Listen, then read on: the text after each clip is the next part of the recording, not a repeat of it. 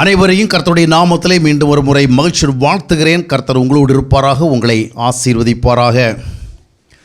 இந்த நாளிலே நாம் தியானிக்கும்படியாக ஒரு முக்கியமான தலைப்பை வைத்திருக்கிறோம். எப்படி வாழக்கூடாது என்பது அல்ல கிறிஸ்தவ வாழ்க்கை. எப்படி வாழக்கூடாது, அதாவது ஹவு நாட் டு லிவ், எப்படி வாழக்கூடாது, இதுவல்ல. It's not the Christian life. புரியுதா? கிறிஸ்தவ அனுபவம், கிறிஸ்டியன் எக்ஸ்பீரியன்ஸ், கிறிஸ்தவ வாழ்க்கை, கிறிஸ்டியன் லைஃப், அது என்ன அப்படின்னா, எப்படி வாழக்கூடாதோ அப்படி வாழாமல் இருக்க வேண்டும், எப்படி நடக்கக்கூடாதோ அப்படி நடக்காமல் இருக்க வேண்டும், எப்படி செய்யக்கூடாதோ அப்படி செய்யாமல் இருக்க வேண்டும், எப்படி போகக்கூடாதோ அப்படி போகாமல் இருக்க வேண்டும், எப்படி சிந்திக்கக்கூடாதோ அப்படி சிந்திக்காமல் இருக்க வேண்டும். ஆனால் இதுவல்ல கிறிஸ்தவ வாழ்க்கை. எப்படி நம்ம சிந்திக்கக்கூடாது, எப்படி நடக்கக்கூடாது, எப்படி போகக்கூடாது, எப்படி வாழக்கூடாது என்ற அடிப்படையில் வாழ்கிறதல்ல. என்ன விளங்குச்சு? எப்படி வாழக்கூடாது என்பதை புரிந்து கொண்டு அப்படி வாழாமல் நம்மை தவிர்ப்பது அல்ல கிறிஸ்தவ வாழ்க்கை. ஏனென்றால் இன்றைய அநேகருடைய வாழ்க்கையில் இந்த அனுபவம் தான் அதிகபட்சத்தில் இருக்குது. சிலர் எப்படி வாழணும்னு வாழ்கிறதில்ல, எப்படி வாழக்கூடாதுன்னு வாழாமல் இருக்கிறதும் இல்லை. வாழ விரும்புகிறபடி என்ன செய்கிறாங்க, வாழ்கிறாங்க. ஆனால் அநேகர் பார்த்திங்கன்னா கொஞ்சம் ஓரளவுக்கு நல்ல ஒரு கிறிஸ்தவ வாழ்க்கையை வாழணும் அப்படின்னு ஆசைப்படுறவங்க கூட அந்த வாழ்க்கை எப்படி வாழ்கிறாங்க, எப்படி தாங்கள் கிறிஸ்தவ வாழ்க்கையை வாழ்கிறதாக நினைக்கிறாங்கன்னா, நாம் எப்படி வாழக்கூடாதோ அப்படி என்ன செய்யலை, வாழலை. எதை செய்யக்கூடாதோ அதை என்ன செய்யலை, செய்யலை. எப்படி நடக்கக்கூடாதோ அப்படி நம்ம என்ன செய்யலை, நடக்கலை. எப்படியெல்லாம் நம்முடைய வாழ்க்கை இருக்கக்கூடாதோ அப்படிலாம் நம்முடைய வாழ்க்கை இருக்கலை. இது என்னன்னு சொன்னால் ஒரு நெகட்டிவ் அப்ரோச். அதாவது ஒரு கார் ஓட்டிக்கிட்டு போகிறவள்ள எப்படி காரை நம்ம ஸ்மார்ட்டாக ஓட்டி நம்ம போக வேண்டிய இடத்துக்கு சரியாக போய் சொன்னால் அதுதான் நம்முடைய நோக்கமாக இருக்கணும். எப்படி விபத்து ஏற்படாமல் இருக்குது, எப்படி காரில் அந்த பக்கம் இந்த போகிற வாகனங்கள் டச் பண்ணாமல் இருக்கிறது, எப்படி ஆபத்து இல்லாமல் ஓட்டுறது, அப்படிங்கிறதே சிந்திச்சிட்டு இருந்தால் காரை என்ன செய்ய முடியாது. உங்களுக்கு அது புரியுமேனோ தெரில. ஒரு வண்டியில் உட்காந்துட்டு எங்கேயும் இடிச்சிடக்கூடாது, எங்கேயும் தட்டக்கூடாது, எங்கேயும் உரசக்கூடாது, எதோ ஆகிடக்கூடாது, சடன் பிரேக் போடக்கூடாது, ஏதாவது பிரச்சனை ஆகிடக்கூடாது, இந்த மாதிரியே சுந்தரம் பண்ணிட்டு வண்டியை ஓட்டினா நிச்சயமாக ஆக்சிடெண்ட் வரும். தூரத்தில் ஒரு வண்டி வரல, நான் இடிச்சிடக்கூடாது அப்படின்னா நிச்சயம் இடிச்சிடுவார். புரிகிறதா? கார் ஓட்டுகிறவர் எப்படி ஓட்டணும், நம்ம போக வேண்டிய டெஸ்டினேஷனுக்கு டுவர்ட்ஸ் தட் டைரக்ஷன் என்ன செய்யணும், நாம் வண்டியை ஸ்மார்ட்டாக ஓட்டிகிட்டு போகணும். அப்படி ஓட்டிகிட்டு போகும் பொழுது ஏதாவது எதிர்மறையாக சில சூழல் வருதுன்னா அதில் we are to very careful. நம்ம எச்சரிக்கை என்ன செய்யணும். ஆனால் எப்பொழுது எச்சரிக்கை. இப்போ யாராவது ஒருத்தர் பக்கத்தில் வந்து பார்த்து ஓட்டுங்க. சீக்கிரம் நிறைய சொல்லிட்டு இருக்க வாய்ப்பு இருக்காது. அவர் எங்கேயும் இடிச்சு வரக்குள்ளாடி. சிலர் பார்த்தீங்கன்னா பார்த்து ஓட்டுங்க. பின்னால் அந்த பைக்கு பின்னால் உட்காந்தாலும் நிறைய பேருடைய கதை தான். பார்த்தா ஓட்டுறாங்க. பார்த்துங்க. சில நேரத்தில் முடிஞ்ச பிறகு தான் சொல்லுவாங்க, பார்த்து ஓட்டுங்க, பார்த்து செய்யுங்க. தலை இடித்த பிறகு கவனம்பாங்க. இனி என்ன கவனம், வாங்க வேண்டிய இடி என்ன செய்தாச்சு. ஆமாம், எங்கேயா தடுமாறி விழுவாங்க, ஐயோ பார்த்துப்பாங்க. இனி என்னத்தை பார்க்குறது, எல்லாம் முடிஞ்சு போச்சு இல்லையா? அதுபோல் சிலர் கார் ஓட்டுற வேலையும் சரி, இல்லை பைக் ஓட்டுற வேலையும் சரி, கவனம். ஒரு முறை வெளிநாட்டுக்கு போகிறவங்கள ஒரு இலங்கை குடும்பத்தாரோட பயணம் பண்ணுறவங்கள அப்படியே மனைவி பின்சையில் தான் உட்காந்துருந்தாங்க. நான் பிரசங்கியாராக இருக்கனால அன்றைக்கி என்ன பண்ணாங்க, நம்மளை முன்சையில் உட்கார வச்சாங்க. ஆனால் வண்டி ஓட்டுற வழியெல்லாம் கவனம், பார்த்து ஓட்டுங்கோ. வண்டி வேகமாக வருது பார்க்கலையா நீங்கள்? அப்படியே ஒவ்வொன்றும் சொல்லி மொழி எச்சரிக்கை தான். அப்போ அந்த எச்சரிக்கையை கேட்டுக்கிட்டு போகிறதே ரொம்ப சிரமம். அதுபோலவே நல்லா நம்ம பாயிண்ட் என்னென்னு சொன்னால், பல நேரங்களில் நம்ம கிறிஸ்தவர்களாக வாழ்கிறோங்கிறத எப்படி கவனிக்கிறோம்? How can we say that we are living the Christian life?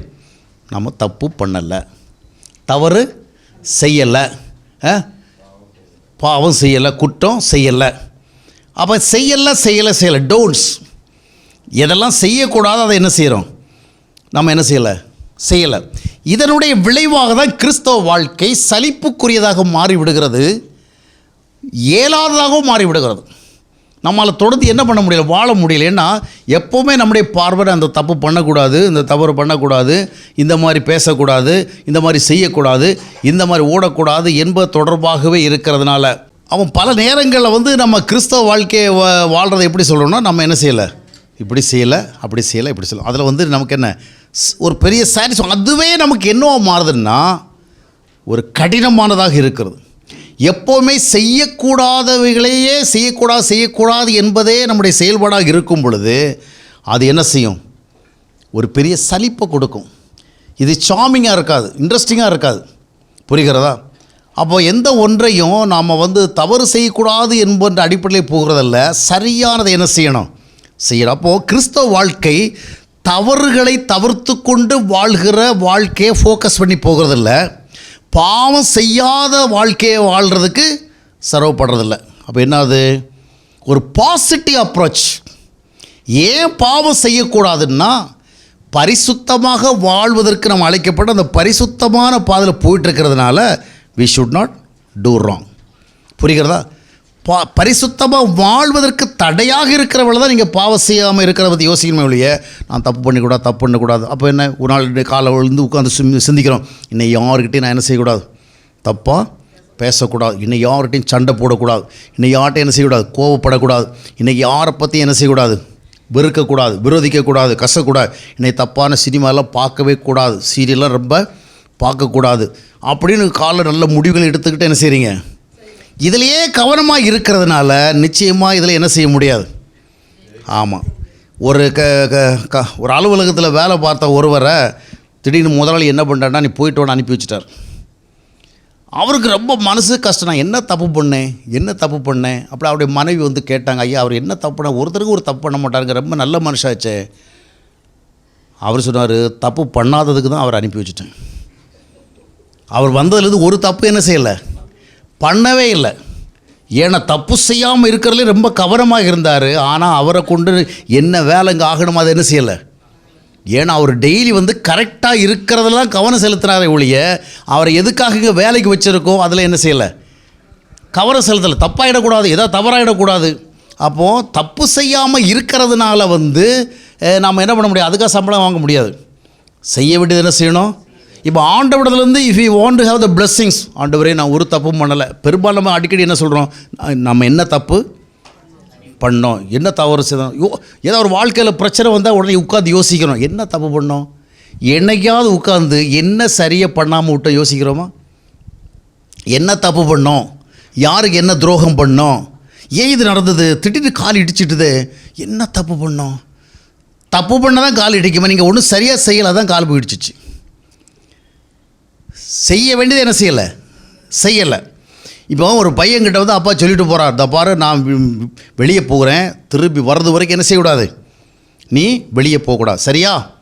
நான் திரும்பி வரவழைக்கு எங்கே இருக்கணும், வீட்டில் தான் இருக்கணும். உட்காந்து என்ன செய், எக்ஸாமுக்கு கரெக்டாக படிச்சுட்டுரு. நான் வர்றது வரைக்கும் நீ என்ன செய்யக்கூடாது, அங்கே விளையாட போகணும், இங்கே விளையாட போகணும், அப்படி என்ன செய்யக்கூடாது, எங்கேயும் போகக்கூடாது, இந்த படிக்கிற இடத்துல தான் என்ன செய்யணும், இருக்கணும் அப்படின்ட்டு. அப்புறம் இவர் திரும்பி வரலாம் எங்கே இருக்கிறான், வீட்டில் தான் இருக்கிறான். பையனுக்கு நல்ல திருப்தி, அப்பா இன்றைக்கி என்ன பண்ண முடியாது, என்ன திட்ட முடியாது, கண்டிக்க முடியாது, அடிக்க முடியாது. ஏன், அப்பா சொன்னபடியே திரும்பி வருகிறது வரைக்கும் நான் என்ன பண்ணல, எங்கேயும் போகலை. ஆனால் படித்தானா, படிக்கலை. அப்பா கேட்குறான், என்ன படித்தா அப்படின்னு. அவன் என்ன செய்யலை, படிக்கலை. இப்போ அவனுக்கு அப்பாவுடைய கண்டனம், அப்பாவுடைய தண்டனை எதுக்கு வருது, வெளியே போகாமல் இருந்ததுக்கல்ல, வெளியே போனதுக்காக வெளியே போகலையே, எங்கேயும் போகலை, அங்கே தான் இருந்தான். ஆனால் என்ன பண்ணலை, அப்போது படிக்கிறதுல கவனத்தை செலுத்தி இருந்தான்னு சொன்னால் அது அவனுக்கு ரொம்ப உற்சாகமாக இருந்திருக்கும். போகாமல் இருக்கிறதுக்கு அது ஒரு வாய்ப்பாக இருந்திருக்கும். இது நான் போகக்கூடாதுன்னு தன்னை கட்டுப்படுத்தி உட்கார்ந்தும் என்ன இல்லை, ஒரு நல்ல பலன் இல்லை. அப்போது ஆவிக்குரிய வாழ்க்கையில் ஆண்டவுடைய தண்டனை வந்துவிடக்கூடாது என்கிற ஒரு அச்சத்தோடு வாழ்கிற வாழ்வு முதல் இடத்தில் இருக்கக்கூடாது. சிலருக்கு பயபக்தியாக இருக்கணும்னு தான் ஆண்டவர் சொல்லியிருக்காரு. எபிரேயர் 12:28 என்ன சொல்லுது, தேவனிடத்தில் பயத்தோடும் ஆமாம். இன்னும் அதுக்கு முந்தின அத்தியாயத்தில் வாசி பார்த்தீங்கன்னா ரொம்ப அந்த 12 அத்தியாயத்தில் நிறைய வசனம் வாசித்து பார்த்தீங்கன்னா எப்படி இருக்கணும், ரொம்ப பயப்படணும், அப்படி சத்தத்துக்கு என்ன செய்யணும், செவி கொடுக்கணும் அப்படின்னாலாம் நிறைய சொல்லப்பட்டிருக்கும். அப்போ நம்ம எப்போவுமே என்ன பண்ணணும்னா, we are God fearing people, ரொம்ப தேவனுக்கு பயப்படுறவங்க. அதனால் வார்த்தையில் தப்பு வந்துடக்கூடாது, பார்வையில் தப்பு வந்துடக்கூடாது, கேட்குறதுல தப்பு வந்துடக்கூடாது, செய்கிறதுல தப்பு. நான் இப்போ யாரை பற்றி பேசிகிட்டு இருக்கேன்னு தெரியுமா? ஓரளவுக்கு பக்தியாக வாழ விரும்புகிறவங்கள பற்றி. புரிகிறதா? ஆனால் அதுவும் அந்த பக்தி எப்படிப்பட்டதாக இருக்குது, ஒன் சைடடாக இருக்குது. அப்போது இந்த மாதிரி நான் செய்யக்கூடாதுங்கிறது ஒரு பயம். எதாவது பண்ணிட்டா எதா ஆகிடுமா. அப்போது அதாவது தண்டனை குறித்த ஒரு பயத்தோடு நீங்கள் வாழ்வதில்லை. கிறிஸ்தவ வாழ்க்கை ஒரு ஆசீர்வாதத்தை குறித்த உணர்வோடு, ஒரு பாராட்டை ஆண்டவர் என்ன பண்ணணும், well done, very good, you have done a very good job அப்படின்னு சொல்லணுமே ஒழிய ஆண்டவர் நம்மளை தண்டிச்சிருவாரோ, ஏதாவது நமக்கு பாதக வரவழைச்சிருவாரோ அப்படிங்கிற ஒரு வாழ்க்கையில். அப்போ கிறிஸ்தவ வாழ்க்கை என்பது ஒரு பயபக்தி என்பதையே முதலிடத்தில் வைக்கிறதில்ல, ஆண்டவருக்கு பிரியமாக என்ன செய்யணும், வாழணும், காட் ப்ளீஸிங். அதற்கு குறுக்கீடாக வருகிற காரியங்களை தான் நம்ம என்ன செய்யணும், மேற்கொள்ளணும். அப்போ இன்னைக்கு நிறைய பேருடைய வாழ்க்கையில் அந்த எதிர்மறை தான் இருக்குது. அவங்க நிறைய தப்பு செய்யலை, தவறு செய்யலை. ஆனால் ஆண்டவர் அவர்களை பார்க்குறவர்கள சந்தோஷப்படுறது ஒன்றுமே இல்லை. உண்மைதான், ஒரு தப்பு செய்யலை. ஆனால் தப்பு செய்யாமல் இருக்கிறதுக்கு ஆண்டவர் நம்மை அழைத்தார். புரியுதா உங்களுக்கு? தப்பு செய்யாமல் இருக்கிற அழைக்கல, சரியானதை செய்கிறதுக்கு அழைத்தார். அப்போ இதை நீங்கள் ஒவ்வொரு வாழ்க்கை பகுதியிலையும் நம்ம பார்க்கணும். நம்ம சுருக்கமாக 1-2 குறிப்புகளை மட்டும் பார்க்கலாம். இப்போ அடிக்கடி நம்ம வாழ்க்கையில் செய்யக்கூடாதுங்கிற ஒரு அந்த கண்ணோட்டத்தில் வருகிற பொழுது முக்கியமாக எது வருதுன்னா, பெரும்பாலும் பைபிளில் நம்ம படிக்கும் பொழுது யாரையும் நம்ம என்ன பண்ணக்கூடாது, வெறுக்கக்கூடாது, யாரும் என்ன செய்யக்கூடாது, கசக்கக்கூடாது, யார் மேலே என்ன செய்யக்கூடாது, எரிச்சலாக இருக்கக்கூடாது, யார் மேலே என்ன செய்யக்கூடாது, கோவப்படக்கூடாது. பெரும்பாலும் நம்ம மனித உறவுகளுக்கு மத்தியில் வாழ்கிறதுனால நம்முடைய ஹோல் ஃபோக்கஸ் இதில் இருக்குது. வெறுக்கக்கூடாது, கசக்கக்கூடாது, கோவப்படக்கூடாது, எரிச்சல் அடையக்கூடாது. இதுதான் நம்ம கொள்கை. ஏன்னா பைபிள் என்ன சொல்லுகிறது, வாசியுங்கள், எபேசியர் 4:31. சகலவிதமான கசப்பும் கோபமும் மூர்க்கமும் கூக்குரலும் தூஷணமும் மற்ற எந்த துர்க்குணமும் உங்களை விட்டு நீங்க கடவுள். அப்போ நம்ம டெய்லி என்ன பண்ணுறோம், துர்க்குணமாக இருக்கக்கூடாது, கோபமாக இருக்கக்கூடாது, கசப்பாக இருக்கக்கூடாது, மூர்க்கமாக இருக்கக்கூடாது, வெறுப்பாக இருக்கக்கூடாது, விரோதமாக இருக்கக்கூடாது. அப்போ இது என்னன்னு சொன்னால் இதெல்லாம் வேணும் தாங்க. ஆனால் இதுவல்ல கிறிஸ்தவ வாழ்க்கை, இதுவல்ல கிறிஸ்தவ வாழ்க்கை. யோவான் 13:34 சொல்லுகிறது, ஆண்டவர் என்ன சொன்னார், நீங்கள் ஒருவரை ஒருவர் வெறுக்கக்கூடாது அப்படி சொல்லிக் கொடுக்கல. எப்படி சொல்லிக் கொடுத்தார், நீங்கள் ஒருவரில் ஒருவர் அன்பர், லவ் ஈச் அதர். இப்போது வெறுக்கக்கூடாதுன்னு சொன்னால் நிச்சயமாக நம்ம வெறுக்கிறதுக்கு நிறைய விஷயம் வந்துகிட்டே இருக்கும். கசக்கக்கூடாதுன்னு சொன்னால் கசக்கிறதுக்கு நிறைய விஷயம் வந்துகிட்டே இருக்கும் இல்லையா? இப்போ ஒரு நபர் இருக்கிறார், அவர் நினச்சாலே நமக்கு பற்றிக்கிட்டு எரியுது. ஏன்னா அந்த மாதிரி பண்ணியிருப்பார், ஏதாவது செஞ்சுருப்பார்னு வச்சுக்கலாம். இப்போ நம்ம கொள்கை என்ன, anyhow we have to please God, கடவுளுடைய ஆசீர்வாதம் வேணும், பரலோகத்துடைய போய் சேரணும். அப்போ நம்ம என்ன பண்ணக்கூடாது, வெறுக்கக்கூடாது, கசக்கக்கூடாது, அவர் மேல் கோபமாக இருக்கக்கூடாது. இப்படி நினைக்க இதுவே நமக்கு என்ன ஆகிடுது, ஓடாத ஒரு வண்டியை தள்ளி விட்டது மாதிரி இருக்குது. நம்மளால் முடியவும் இல்லை, முடியாத செய்ய வேண்டி இருக்குது. வெறுக்கக்கூடாது. எங்கே வெறுக்காமல் இருக்கிறது இப்படியாப்பட்ட ஆளுகளை என்ன வருதா இல்லையா? அப்போது வெறுக்கக்கூடாது, கசக்கக்கூடாது அப்படின்னு நம்ம யோசிக்கிறோம். நம்மளால் முடியலை. அப்படியே முடிஞ்சாலும் ரொம்ப அதில் என்ன இல்லை, we don't have any joy இல்லை. ஒரு நாள் முழுசாக ஒரு தடவை வெறுக்காமல் இருந்து பாருங்கள், அதுக்காக உடனே ரொம்ப ஜாலியாக இருப்பீங்களா? இப்படியெல்லாம் வெறுக்கத்தக்க ஆள்களையும் வெறுக்காமல் இருக்க வேண்டி இருக்கே, கசக்க வேண்டிய ஆள்களையும் காலரை பிடிச்சிட்டு 4 போடலாங்கிற மாதிரி இருக்கிற ஆள்களை வெறுக்கக்கூடாதுன்னு கூட ஆண்டவர் சொல்லிட்டாரு அப்படின்னு நினைக்க வேண்டியிருக்கல. ஆனால் ஆண்டவர் என்ன சொன்னால் பாசிட்டிவாக சொல்லி கொடுத்தாரு. நீங்கள் என்ன செய்யுங்க, ஒருவர் ஒருவர் அன்பு கூறுங்கள். கொலோசியர் 3:13 என்ன சொல்லுகிறது, ஒருவரை ஒருவர் தாங்கி ஒருவர் பேரில் ஒருவருக்கு குறைபாடு உண்டானால் கிறிஸ்து உங்களுக்கு மன்னித்தது போல ஒருவருக்கு ஒருவர் மன்னியுங்கள். ஒருவர் பேரில் ஒருவருக்கு குறைபாடு உண்டானால் அதை பாசிட்டிவாக என்ன செய்யணுமா, கிறிஸ்து உங்களுக்கு மன்னித்தது போல ஒருவருக்கு ஒருவர் மன்னிங்கள். பாசிட்டிவ் தான் சொல்லி கொடுக்குறாரு. இப்போ நம்ம லைஃபெல்லாம் எப்படி, பெரும்பாலும் நெகட்டிவ் லைஃப். அப்போது அன்பு கூறுகின்ற ஒரு செயல்பாட்டுக்குள்ளே நீங்கள் இருந்தீங்கன்னு சொன்னால் அதுதான் ஒரு மிஷன், அதான் ஒரு ஜேர்னி. அன்பு கூறுகிற செயல்பாட்டில் இருந்தீங்கன்னா அப்படி அன்பு கூற போகிற வேளை உங்களுக்கு வெறுக்கத்தக்க விஷயம் வரும், கோபிக்கத்தக்க விஷயம் வரும், எரிச்சல் அடையத்தக்க விஷயம் வரும். அப்படி வருகிறவள வசனம் என்ன சொல்லுகிறது? ஒரு பேரில் ஒரு குறைபாடு உண்டானால் அந்த ஒருவர் யார்? யாரோ ஒருவர் அல்ல, ஏதோ ஒரு உறவு, அண்ணனோ தம்பியோ அக்காவோ தங்கச்சியோ அம்மாவோ பிள்ளையோ கணவனோ மனைவி, இப்படி ஏதாவது ஒரு ரிலேஷன்ஷிப்புக்குள்ளே வருது. அப்போ ஒருவருக்கு ஒரு குறைபாடு உண்டானால் கிறிஸ்து உங்களுக்கு மன்னித்தது போல் என்ன செய்யுங்கள். அப்போ இது எப்போ நடக்கும்? எப்பொழுது? அன்பு கூறுகிற வேலை தான்.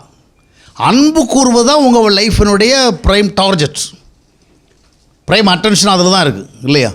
உங்களுடைய கோல் என்னது? அன்பு கூறுகிறது. ஆனால் பெரும்பாலும் நம்முடைய வாழ்க்கை நிகழ்கிறது என்ன? அன்பு கூறக்கூடாது, அதை என்ன செய்யக்கூடாது, கோபிக்கக்கூடாது, எரிச்சல் அடையக்கூடாது அப்படின்ட்டு. ஒரு கிறிஸ்தவ குடும்பத்தில் உள்ள கணவர் ரொம்ப சைலண்ட்டாகவே இருப்பாராம். அவர் என்ன பண்ண மாட்டார்? மனைவி திட்டுறது கிடையாது, கண்டிக்கிறது கிடையாது, அப்புறம் கம்ப்ளைண்ட் பண்ணுறது கிடையாது, குற்றம் சாட்டுறது கிடையாது, தவறுதான் ஒன்றும் சொல்கிறதே கிடையாது. அவர் உண்டு, அவருடைய வேலை உண்டு, என்ன பண்ணுவார்? அமைதியாக உட்காந்துருப்பார். ஆனால் அவருடைய மனைவி போய் என்ன பண்ணிடுவாங்கன்னா, அந்த சர்ச்சு பாஸ்டர் போய் கம்ப்ளைண்ட் பண்ணிட்டு வந்துடுவாங்க. பாஸ்டர் அவர்கிட்ட போய் சொல்லுங்கள், அவர் சரி கிடையாது அப்படின்ட்டு. ஆனால் இவர்கிட்ட கேட்டால், பாஸ்டர் ஒரே ஒரு காரணம் சொல்லுங்கள் நான் தப்பாக இருக்கிறேங்கிறதுக்கு. நான் ஒரு வார்த்தை தப்பாக பேசலை, திட்டலை. அப்புறம் ஒரு குறைபாடு, சாப்பாட்டில் உப்பு இருந்தாலும் இல்லாமல் இருந்தாலும் நான் ஒன்றும் சொல்கிறதில்ல. குழம்புல புளிப்பு இருந்தாலும் சரி, புளிப்பு இல்லாமல் இருந்தாலும், அரிசி வந்தாலும் சரி, வேகமாக சரி, சப்பாத்தி எல்லாம் கருப்பாக இருந்தாலும் சரி, வெள்ளையாக இருந்தாலும் சரி, பிளாக் அண்ட் ஒயிட்டு. வாழ்க்கையில் சில விஷயம் அப்படி தான் இருங்க. ஒரு நேரம் ஒரு பக்கம் கருப்பாக இருக்கு, இன்னொரு பக்கம் நான் அப்படி தான் இருக்கிறேன் பாஸ்டர். ஒரு வார்த்தை என்ன செய்யலை. அப்புறம் அவன் பாஸ்ட் மனைவிட்ட, என்னம்மா அவர் இப்படி சொல்கிறாரு, ஒரு வார்த்தை கூட திட்டுறல, ஒரு வார்த்தை கூட கம்ப்ளைண்ட் பண்ணலை, அப்புறம் நீங்கள் இந்த மாதிரி சொல்கிறீங்க. சரி, கடந்த ஒரு வாரமோ 2 வாரமோ அவர் ஏதாவது உங்களுக்கு எதிராக பேசினா சொல்லுங்கள், நம்ம எவிடன்ஸ் காட்டோன்னா. இல்லை பாஸ்டர், அது இல்லை பிரச்சனை. இந்த மனுஷனுக்கு ஏன் மேலே அன்பே கிடையாது. இந்த மனுஷன் என்கிட்ட ஒரு லாப நஷ்டம் கேட்குறது கிடையாது. எனக்கு ஒரு நல்லது கெட்டதை பற்றி என்ன செய்கிறதில்ல, விசாரிக்கிறது கிடையாது. சாப்பிட்டே கொண்டு கேட்குறது கிடையாது, போனியா வந்து கேட்குறது கிடையாது. அந்த வாள் போட்டு அப்படி சைலண்ட்டாக உட்காந்துருக்கிறா. இந்த ஆளை நினைச்சாலே எனக்கு பத்திட்டு எரியுது பாஸ்டர். இந்த மனுஷன் கூட வாழ்கிறது எனக்கு பிடிக்கலை. அவர் நினைக்கிறவளை எனக்கு அப்படியே எரியுது பாஸ்டர். அதான் பிரச்சனை. இப்போ என்ன பிரச்சனை இந்த ஃபேமிலியில்? புரியுதா? புரியலைல்ல? புரிஞ்சுதா புரியலையா? நல்லா புரியுது. அப்போ நிறைய நேரங்களில் பிரச்சனை எங்கே இருக்குது? இப்போ அவருடைய பாலிசி என்ன? திட்டக்கூடாது, குறை சொல்லக்கூடாது. நாங்கள் குறை சொல்ல மாட்டோம், குற்றம் சொல்ல மாட்டோம் இல்லையா? நாங்கள் வேறு மாதிரி ப்ரோ. சரியா? குறை சொல்ல, குற்றம் சொல்ல. அப்புறம் என்னங்க பிரச்சனை அதுதான். என்ன, வாட் இஸ் மிஸ்ஸிங்? லவ். அப்போ அந்த அம்மாவுடைய பிரச்சனை என்னென்னா, இவர் திட்டுறாரு, இல்லை குறை சொல்கிறாரு, குற்றம் சாட்டுறாரு, அதுவல்ல பிரச்சனை. இந்த ஆள் என்ன பண்ணலை? அன்பு கூறவில்லை. அப்போ வாழ்க்கையில் எதற்கு இதை பார்க்குறோன்னா, நீங்கள் சரியாக புரிஞ்சுக்கணும். எதிர்மறைகளையே வாழ்க்கையை நினைக்கக்கூடாது. இப்படி செய்யக்கூடாது, இப்படி நடக்கக்கூடாது, இப்படி போகக்கூடாது, இப்படி பழகக்கூடாது அப்படிங்கிறதில்ல. நேர்மறை வாழ்க்கை, அந்த நேர்மறை வாழ்க்கையில் போகிற வேளையில் தான் உங்களுக்கு அந்த வாழ்க்கை தொடர்பான ஒரு சந்தோஷம் வரும், கர்த்தருக்காக வாழுகிற திருப்தி வரும். அது மட்டும் இல்லை, அதை வாழ்வதற்கான பலம் வரும். அப்போ முதலாவது என்ன செய்யணும்? அன்பு கூறணும். அன்பு கூறுறதுனா என்ன? அது தெரிஞ்சாலே நிறைய பேர் அன்பு கூர்ந்துருப்போம். நிறைய பேருக்கு அன்பு கூறுறதுனா என்னன்னு என்ன செய்யாது, தெரியாது. உங்களுக்கு தெரிஞ்சால் நீங்கள் சொல்லுங்கள். என்ன பிரதர் டாப்சன், அன்பு கூறுறதுனா என்ன? வாய் மூடிட்டு உட்காந்துருக்காங்க, உங்கள் துணைவியர் இங்கே தான் இருக்கிறாங்க. அன்பு கூறுறதுனா என்ன? பாபு பதறிக்கிட்டே இருக்கார் பின்னால். அடுத்து நம்ம பக்கம் தான் வர்றேன், வேறு பக்கத்தில் கேட்குறது சின்ன பிள்ளைகள் உட்காந்துருக்குறாங்க. என்ன பாபு, அன்பு கூறுறதுனா என்ன? அது சத்தமாக சொல்லுங்கள்.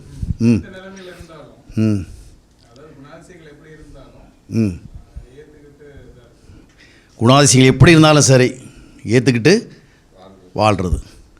அப்புறம் வேறு யார்? சகாய சிஸ்டர் என்ன சொல்லுங்க? நீங்கள் அன்பை பற்றி எப்படி புரிஞ்சுது? நாம் பாடலில் லெக்சர் பண்ணிட்டு போகிறத விட்டுட்டு அவங்கள்ட்ட கேட்டேன். அவங்க இன்னும் முடிக்கலையே. என்னத்தை சொல்கிறது? அவன் பிரச்சனை என்ன நமக்கு இது வரைக்கும் என்ன தெரில, டாப்பிக்கே தெரியலை. நமக்கு அன்பு கூறலை, அது கூறலை, இது கூறலைன்னு சொல்ல தெரிஞ்சாலும் நமக்கு முதலாவது என்ன தெரியல. ஆமாம், அதனால் உங்களை கேன்சல். நீங்கள் சொல்லுங்கள். ஓ, அவர் சொல்கிற மாதிரி தான்.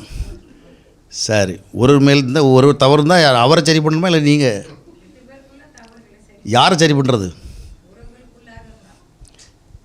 உறவுன்னா 2 பேர் இருக்கிறீங்க. நீங்கள் செஞ்ச தவறை சரி பண்ணுறதா இல்லை அவங்க தவறை சரி பண்ணுறதா? அவர் சரி பண்ண மாட்டேங்கிறாரே. அவர் சரி பண்ணாலும் நம்மளை என்ன பண்ணுவோம்? ரொம்ப சிக்கலாக இருக்குது, அப்படி தானே? சரி, அப்புறம் நியூட்டன் என்ன சொல்கிறீங்க?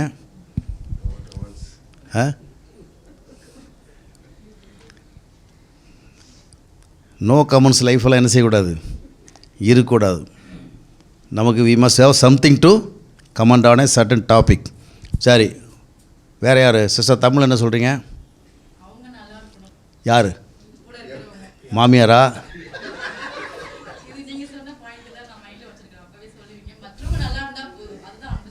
மற்றவங்க நல்லா இருக்கணும். நான் எப்படியா போகிறேன், நீங்கள் என்ன செய்யுங்க. நிறைய பேர் அப்படி தான் சொல்லுவோம், நீ நல்லா நீ நல்லா இருக்கணும். நம்ம என்ன பண்ணுறோம்? நம்ம ஒரு விஷயம் அது நல்லா இருக்கணும் ஆண்டவரே அவங்க. ஆமாம், சரி, எனிஹவ் ரைட்டு, நல்ல பாயிண்ட்கள் சொல்கிறீங்க. வேறு? சரி, நிறைய கேட்டால் நமக்கு டைம் போடும்.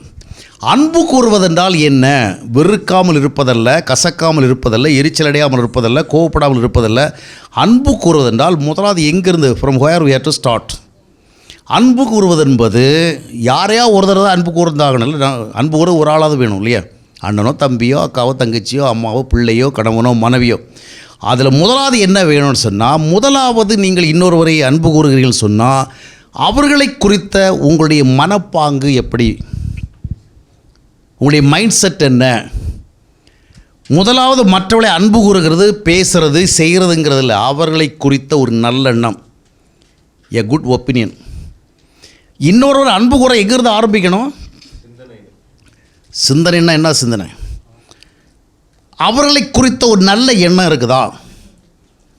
நல்ல எண்ணம் அப்படின்னு அர்த்தம். இன்னொருவரை கசக்க வேண்டாம், வெறுக்க வேண்டாம், அவர்களை குறித்த ஒரு நல்ல எண்ணம் ஏற்படுகிறதா?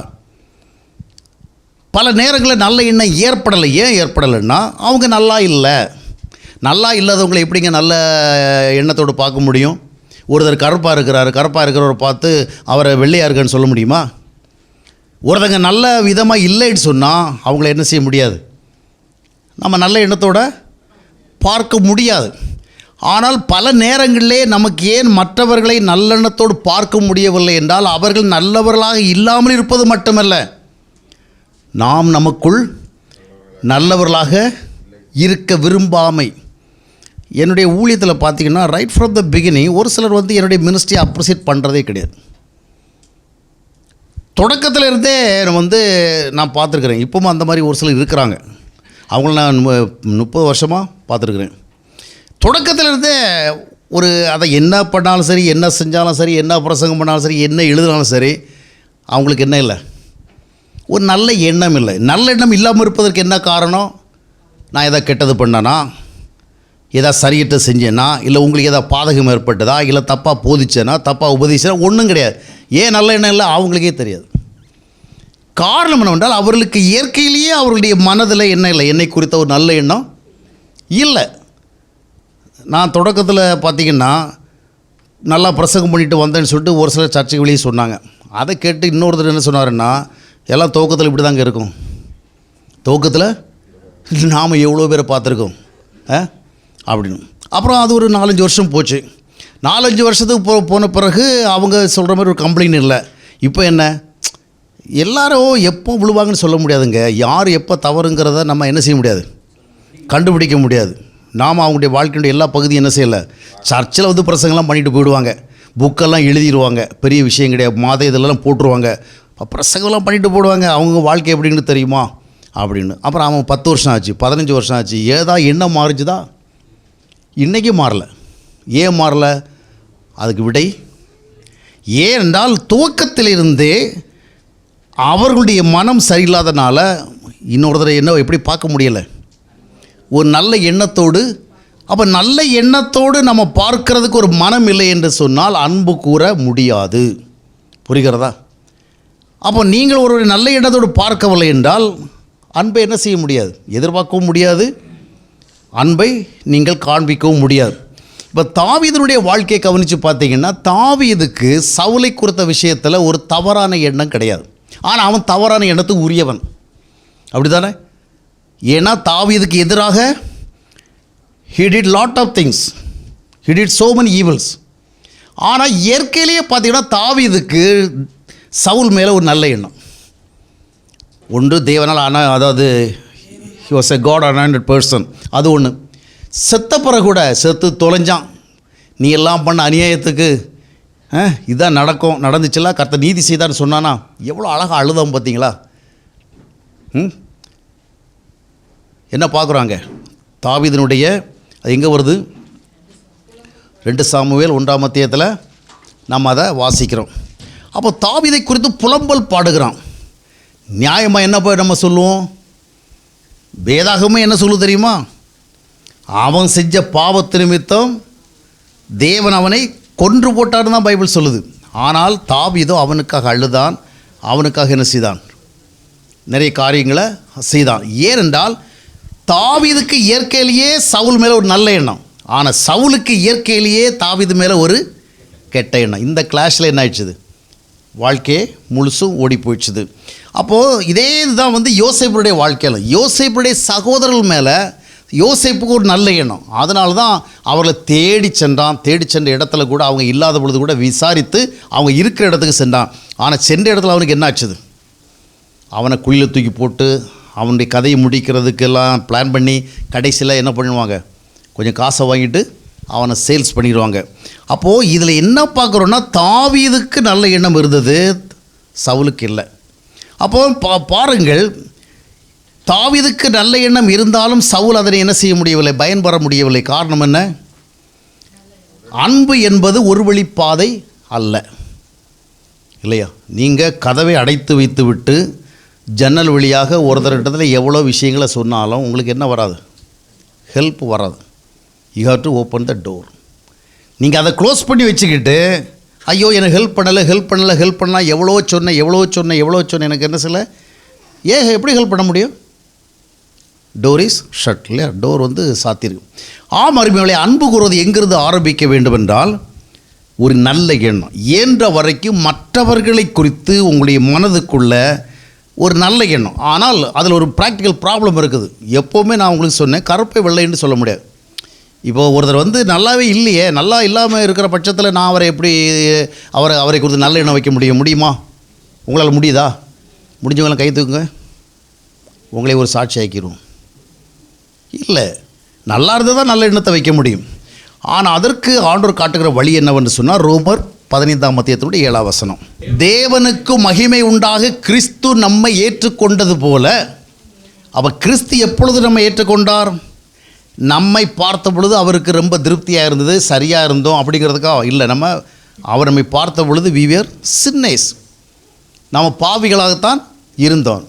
அதாவது நாம் பாவிகளாக இருக்கையிலே கிறிஸ்து நமக்காக சிலுவையில் மரித்ததுனால தேவன் தம்முடைய அன்பை விளங்க பண்ணிடலான்னு நம்ம ரோமர் 5:8 வாசிக்கிறோம். அப்போது ஆண்டவர் நம்மை ஏற்றுக்கொண்டது போல் இப்போ என்ன பண்ண வேண்டியிருக்குது? நீங்கள் நல்லெண்ணம் வைக்கிறதுங்கிற வேலை நல்லெண்ணம் வைக்க முடியலை. ஆனால் என்ன செய்யுது? அந்த குறைபாட்டை யூ ஹேவ் டு அக்செப்ட், ஏற்றுக்கொள்ளுகிற. அப்போ அன்புக்கு 2வது பகுதி என்னன்னு சொன்னால், நிறைய விஷயங்களில் நம்ம நல்லா ஃபீல் பண்ண முடியாது, நல்லா சிந்திக்க முடியாது, நல்லா எண்ண முடியாது. இப்போ இவர் ஒரு குறிப்பிட்ட விதமாக இருக்கிறாரு, அவரை நான் நல்லா நினைக்கணும் விரும்புகிறேன், ஆனால் நல்லா நினைக்க முடியாதபடி அவரிடத்துல சில விஷயங்கள் இருக்குது. அதுபோன்ற சூழல் தான் கிறிஸ்து நம்மை குறித்த காரியத்தில் எப்படி அவர் நம்மிடத்தில் செயல்பட்டாரோ அதுபோல் நாம் என்ன செய்கிறோம்? அக்செப்ட் பண்ணுறதுக்கு வருகிறோம், இல்லையா? அப்போ அதை குறித்து பார்க்கும் பொழுது நம்ம ஏற்கனவே அந்த வசனத்தை பார்த்தோம். கொலோசியர் 3ஆம் அத்தியாயத்தினுடைய 13ஆம் வசனத்தில், ஒருவர் மேல் ஒருவருக்கு குறைபாடு உண்டானால், ஒருவர் மேல் ஒருவருக்கு குறைபாடு உண்டானால் நீங்கள் கிறிஸ்து. அப்போது என்ன பார்க்குறோம்? அப்போ எல்லாத்துக்கும் அவரை தான் காட்டுறாங்கல்ல. உங்களை ஆண்டவர் மன்னித்திருக்க, அதுபோல் நீங்கள் என்ன செய்யலாம்? ஒருவருக்கு ஒருவர் மன்னியுங்கள். 3ஆவதாக அவங்க சிஸ்டர் சொன்ன மாதிரி நாம் சிலர் விஷயத்தில் நம்ம நல்லா நினைக்க முடியாது, நல்லதை செய்யும்படியான ரீசன்ஸும் இல்லை. ஆனால் என்ன வசனம் சொல்லுதுன்னா, எபேசியர் 4:32 வாசியுங்கள். ஒருவருக்கொருவர் தயவாயும் மன உருக்கமாயும் இருந்து கிறிஸ்துவுக்குள் தேவன் உங்களுக்கு மன்னித்தது போல நீங்களும் ஒருவருக்கொருவர். அப்போ இந்த இடத்துல என்ன தேவை? ஒரு தயவு தான் பாசிட்டிவ் அப்ரோச். நான் வெறுக்கக்கூடாது, நான் கசக்கக்கூடாது, நான் கோவப்படக்கூடாது, நான் எரிச்சல் அடையக்கூடாது, நான் திட்டக்கூடாது, அப்படிங்கிற மாதிரி ஒரு நெகட்டிவாக சில விஷயம் நடந்துடக்கூடாது அப்படிங்கிறதே நினச்சிட்டு இருக்கிறதில்ல. தயவாக இருங்க. தயவுன்னு சொன்னால் அதாவது இயற்கைக்கு அப்பாற்பட்டு நீங்கள் என்ன செய்கிறீங்க? உங்கள் மனதை உருவாக்குறீங்க. இயற்கை அப்பாற்பட்டு மனதை நீங்கள் ஆயத்தப்படுத்துறீங்க. அப்போ ஒரு மேலே ஒரு தயவாக இருங்க. தொடர்ந்து வசனம் என்ன சொல்லுங்க, அந்த வசனத்தை மறுபடியும் பார்ப்போம். தயவாயும் மன உருக்கமாயும் மனம் கடினமாக இருக்கிற வேளையில தான் மற்றவங்களுடைய ஒவ்வொரு விஷயமும் நம்மளை என்ன பண்ணுது? அவர்களை குறித்த ஒரு பெரிய வெறுப்புக்குள்ளே கொண்டு போகுது. ஏன்னா ஃப்ளெக்சிபிலிட்டி இல்லை, அது ரொம்ப கடினமாக இருக்குது. ஆனால் அதனால தான் மன உருக்கமாக இருப்பதை கூட சொல்லலாம். அப்போது நிறைய விஷயங்களில் மற்றவர்களை குறித்து ஒருவேளை நம்ம ப்ராக்டிக்கல் லைஃப்பில் பார்க்கும் பொழுது அவர்களை குறித்து நம்ம சரியாக திங்க் பண்ண முடியாமல் இருக்கலாம். அவருக்கு ஒரு நல்லதை செய்கிறதுக்கு அவங்க எலிஜிபிளும் கிடையாது. They are not worthy at all. ஆனால் நம்மை ஆண்டவர் ஏற்றுக்கொண்டது போல் நாமும் என்ன செய்யணும்? ஏற்றுக்கொள்ள அழைக்கப்பட்டிருக்கிறபடியினால் மற்றவர்களை குறித்து நல்லதை செய்ய என்ன செய்யணும்? அப்போ யாருக்கு நம்ம என்ன செய்யலை? நமக்கு தீமை செய்தவர்களுக்கும் நம்ம என்ன செய்யலை? அதை தான் பேதுரு சொல்லுகிற பொழுது, தீமைக்கு தீமை நீங்கள் என்ன செய்யாதீங்க, சரி கட்டாதுங்க. உதாசீனத்துக்கு உதாசீனத்தை. அப்போ நன்மை காண விரும்பி என்ன செய்யுங்கள்? அவர்களுக்கு ஆசீர்வாதத்தை கூறுங்கள். அப்போ இதுதான் அன்பு. அதனால தான் அந்த அன்பு என்பது ரொம்பவும் கடினமான ஒரு விஷயம். இந்த அன்புடன் வாழ வேண்டும், அதாவது நான் ஒரு அன்பு சார்ந்து வாழ வேண்டும் என்று சொல்லுகிற பொழுது தான் நீங்கள் வெறுக்காமல் இருக்க முடியும், நீங்கள் கசக்காமல் இருக்க முடியும், நீங்கள் கோபமடையாமல் இருக்க முடியும். கோபமடையானா கோபம் வரத்தான் செய்யும். வாழ்க்கையில் கோபப்படத்தக்கதான சூழலில் கோபம் வரத்தான் செய்யும். ஆனால் கோபத்தை நீங்கள் எதுவாக மாற்றக்கூடாது. கோபம் கொண்டாலும் அதுக்காக நீங்கள் சுதந்திரமாக கோபம் கொள்ளலான்னு சொல்லலை. கோபம் கொள்ள நேர்ந்தாலும் இட்ஸ் எ ஹியூமன் டெண்டன்சி.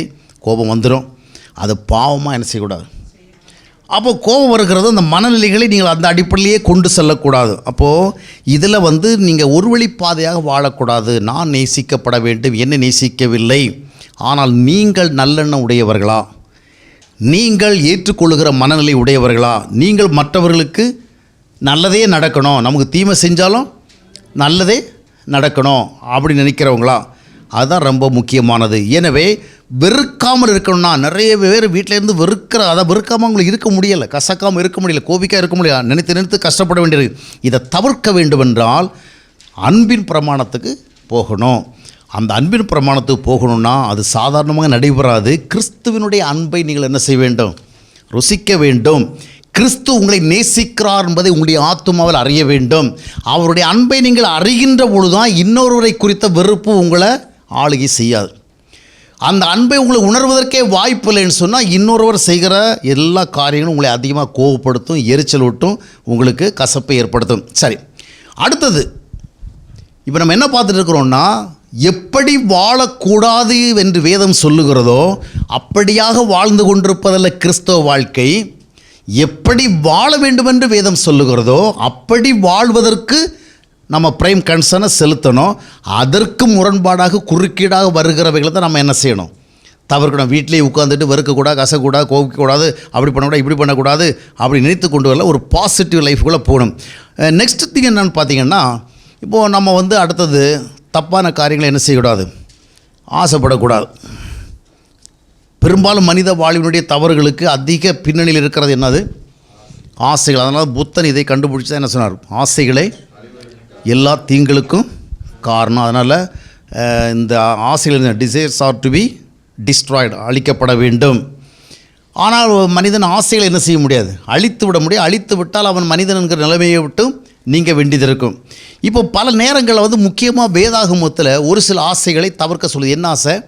பண ஆசை, பொருளாசை. இதுதான் மனிதனை அதிகமாக செயல்படுத்தி கொண்டிருக்குல்ல. மனிதனுடைய கேரக்டரும் சரி, குணாதிசயங்களும் சரி, பெரும்பாலும் மோசமாக இருப்பதற்கு இது ஒரு முக்கியமான காரணம். என்ன? ஏதோ ஒரு ஆசை அவன் என்ன செய்கிறது? ஆளுகை செய்கிறது. அவன் ஆசையினுடைய விளைவாகத்தான் பொய் சொல்லுகிறான், ஆசையினுடைய விளைவாகத்தான் தவறாக நடந்து கொள்கிறான், ஆசையினுடைய விளைவாக தவறான பாதைகளுக்கு செல்கிறான். அதில் முக்கியமான ஆசை என்னென்னா பண ஆசை, பொருளாசை. இல்லையா? பண ஆசை எல்லா தீமைக்கும் வேறாக இருக்கிறதுன்னு நம்ம 1 தீமோத்தேயு 6:10 வாசிக்கிறோம். அப்போ நம்ம எப்படி இருக்கணும்? எபிரேயர் 13:5 வாசிக்கும் பொழுது, நீங்கள் பண ஆசை இல்லாதவர்களாய். இங்கே இருக்கிற எத்தனை பேருக்கு பண ஆசை இல்லை? பண ஆசை இல்லாதவர்களாம் எழுந்து உங்களிடத்தில் இருக்கிற பணத்தை எல்லாம் கொடுத்து விடுங்கள். ஏன்னா உங்களுக்கு தான் பணத்தை மேலே என்ன இல்லை, ஆசை கிடையாது. பண ஆசை உங்களுக்கு இருக்குதா இல்லையா? இருக்குது. பைபிள் என்ன சொல்லுது? பண ஆசை அதாவது பொருளாசை இருக்குதா இல்லையா? பொருட்கள் மேலே ஆசை இருக்கா இல்லையா? அடுத்த ஒரு செயின் வாங்குறதுக்கு திட்டம் போடுறீங்களா இல்லையா? ஒரு கம்மல் வாங்குறதுக்கோ, ஒரு மோதிரம் வாங்குறதுக்கோ, இல்லை ஒன்று இல்லைன்னா ஏதாவது ஒன்று வாங்கி வைக்கிறதுக்கோ ஒரு ஆசை இருக்குதா இல்லையா? இருக்குது இல்லையா? அப்போ எல்லாத்தையும் வச்சுக்கிட்டு ஒரு புறம் பைபிளையும் படித்து என்ன பண்ணிடுறோம்? பண ஆசை எல்லாத்தையுமே வேறாக இருக்கிறது, அந்த வேறு என்கிட்டே இருக்குது அப்படி சொல்கிறோமா? சரி, அப்போது பண ஆசை பொருளாசை கூடாது. இப்போ நீங்கள் என்ன பண்ணுறீங்கன்னா, ஐயோ ஆண்டவர்கிட்ட பண ஆசையை பாத்திரக்கூடாது, பொருளாசையை பாத்திரக்கூடாது. இதுக்கு ஒரே ஒரு வழி தான் உண்டு. என்ன வழி? பணத்துக்கு பக்கமே போகக்கூடாது. பண சம்பந்தமான விஷயத்தில் என்ன செய்யக்கூடாது? இன்வால்வ் ஆகக்கூடாது. பண ஆசையை நீங்கள் கூடாதுன்னு பண்ணி நினைக்க தான் உங்களுக்கு பண ஆசை அதிகமாக வரும். பொருளாசை கூடாது, ஐயோ இந்த பொருள் எனக்கு வேண்டாம், அந்த இது எனக்கு வேண்டாம், இப்படி சொல்லத்தான் அது என்ன செய்யும்? அதுவும் அந்த பொருள் வேண்டான்னு சொல்லுவீங்க. அந்த பொருள் நமக்கு தெரிஞ்சு இன்னொருத்தட்ட இருக்குன்னு வச்சிங்களா, நமக்கு ரொம்ப என்ன பண்ணும்? அது அவங்ககிட்ட இல்லாமதை விட பரவாயில்ல. இப்போது நமக்கு வீடு இல்லை, நமக்கு வீடு வேண்டாம், ஒன்றும் வேண்டாம் போ. ஆனால் நம்ம அண்ணங்கிட்ட இருக்குதா வீடு, அதை பார்த்தா தான் நமக்கு எரிச்சலாக வருது இல்லையா? அவருக்கும் வீடு இல்லாமல் இருந்தால் நம்ம மாதிரி வாடகை வீட்டில் இருந்தாருன்னு சொன்னால் நமக்கு கொஞ்சம் பேலன்ஸ் ஆகும். எனக்கு வீடு இல்லை, எங்கள் அண்ணனுக்கும் வீடு இல்லை, அப்படி தானே? இல்லைன்னு சொன்னால் அண்ணன் வச்சுருக்கிற வீட்டை பார்க்குறவள வீட்டை பார்த்தா கூட சைக்கிள், அண்ணன் ஒய்ஃபை பார்க்குறவள சைக்காது. தம்பிக்கு ஒய்ஃபுக்கு அண்ணன் ஒய்ஃபை பார்க்குறவள அவள் என்ன பவுசாக வாழ்கிறா, இங்கேயும் ஒருத்தன் இருக்கிறானே, ஒரு சொந்த வீடுக்கு வழி இல்லை. அப்போது பண ஆசை கூடாது, பொருளாசை கூடாது என்கிற சிந்தனை அடிப்படையில் செல்லுகிற பொழுது தான் அதிகமாக ஆசை வரும். எப்பொழுதெல்லாம் உங்களுக்கு ஆசை இருக்கக்கூடாதுன்னு நீங்கள் நினைக்கிறீங்களோ அப்போ தான் ஆசை வரும், அதிகமாக வரும். இப்போ நீங்கள் நான் உங்களை பார்த்து கேட்டேன், உங்களுக்கு பண ஆசை இருக்குதா அப்படின்னு. நீங்கள் பாதி பதில் சொன்னீங்க. இப்போ அடுத்து நீங்கள் என்ன கேட்குறீங்க? உங்களுக்கு பண ஆசை இருக்கா பிரதர், பொருளாசை இருக்குதா? என்ன நினைக்கிறீங்க? எனக்கு பண ஆசை இருக்கா, பொருளாசை இருக்கா? ரெண்டும் இருக்குது. நான் முற்றும் துறந்த முனிவர் அல்ல, எனக்கு பண ஆசை இருக்குது, பொருளாசை இருக்குது. ஏன்னா ஆபிரகாம்கிட்டே இருந்ததே. ஆபிரகாம்கிட்ட பண ஆசை இருந்தா இல்லையா? இல்லை, ஒரு தேவ மனிதன் அவர். ஏங்க ஒரு பண ஆசை இல்லாமலாம் 316 பேரை வச்சு வேலை வாங்கினார். ஏங்க 316 வேலையாட்களை வச்சு அவ்வளோ பெரிய ஆடு மாடு மேய்க்கிற ஒரு பெரிய கார்ப்பரேட் பிஸ்னஸ்.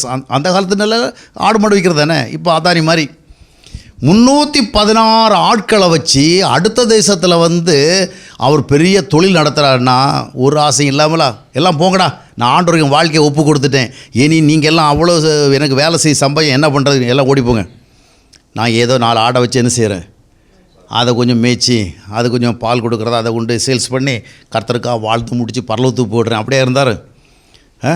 அப்படி இருக்கல, அப்படி தானே? என்ன சொல்கிறீங்க? ஆதியாகமம் 24ஆம் அத்தியாயத்துடைய 35ஆம் வசனம் என்ன சொல்லுது? ஆபிரகாமுடைய வேலைக்காரன் போய் அவருடைய மகனுக்கு பொண்ணு பார்க்குற இடத்துல என்ன சொல்கிறாரு? என் தேவன் அவர் என்ன பண்ணியிருக்காரு? மிகவும் ஆசீர்வதித்திருக்கிறார், அவர் சீமானாக இருக்கிறார், கர்த்தர் அவருக்கு ஆடு மாடுகளையும் வெள்ளியும் பொன்னையும் வேலைக்காரை ஒட்டகங்களையும், நமக்கு 4 கழுதையாவது இருக்குதா? கழுதை, ஒரு கழுதையாவது இருக்குதா? உடங்குடி பக்கம் எல்லாம் போனால், நெய்வேலை அந்த மாதிரி ஏரியாக்கள்லாம் போனால், குறும்பூர் பக்கம் போனால் நாங்கள் போகிற வழி ரோட்டில் என்ன செய்யும், நிறைய கழுதைகள்லாம் போயிட்டுருக்கும். அவருக்கு நிறைய கழுதைகள் இருந்தது, நிறைய ஒட்டகம் இருந்தது, ஆடு மாடுகள் இருந்தது. நம்ம ஞாயிற்றுக்கிழமை போனால் அங்கே ஆட்டை தொங்க விட்ருக்கான். இதை பார்த்துட்டு வர வேலை தான் நடக்குதே ஒழிய நமக்கு 4 ஆடுகள் கூட இல்லை. அப்போ அவ்வளவுலாம் இருந்தவருக்கு ஒரு பொருளாசை இல்லைங்களா? அது மட்டும் இல்லை, வெள்ளியும் பொண்ணும். சரி, ஆடுகளாக தொழிலுக்காக வளர்த்தாரு, சரி, எதுக்குங்க பொண்ணு இருந்தது சொல்லுங்கள்? ஏன் பொண்ணு இருந்தது? வாங்கி வச்சுருக்காருல்ல, அப்போ அவருக்கு என்ன இருந்திருக்கு? அப்போ நீங்கள் என்ன பார்க்குறீங்கன்னா, பண ஆசை கூடாதுன்னு பைபிள் சொல்லுதுன்னா பணத்தை பற்றி ஆசையே படக்கூடாதுன்னு இல்லை. இப்போ சிலரை பார்த்தீங்கன்னா, இப்போ ஒருத்தர் இருக்கிறார், நீங்கள் எவ்வளோங்க சம்பாதிக்கிறீங்க மாதம்? ஒன்றும் சம்பாதிக்கல, ஏதோ சாப்பாடு ஓடுது, ஏதோ உடுக்குறோம், அவ்வளோதான். ஏன்? அதெல்லாம் கூடவே கூடாதுங்க. பண ஆசை கூடாது. உங்களுக்கு சொந்த வீடு இருக்கா? இல்லை. சொந்த வாகனம் இருக்கா? இல்லை. எதுவுமே சொந்தம் இல்லை. ஏன் இப்படி இருக்கிறீங்க? என்ன கூடாது? பொருளாசை கூடாது. எனக்கு பணாசையும் கிடையாது, பொருளாசை. இந்த மாதிரி ஒருத்தர் இருந்தால் என்ன நடக்கும்? அவருடைய பிள்ளைகளுக்கு என்ன நடக்கும்? அவருடைய மனைவிக்கு என்ன நடக்கும்?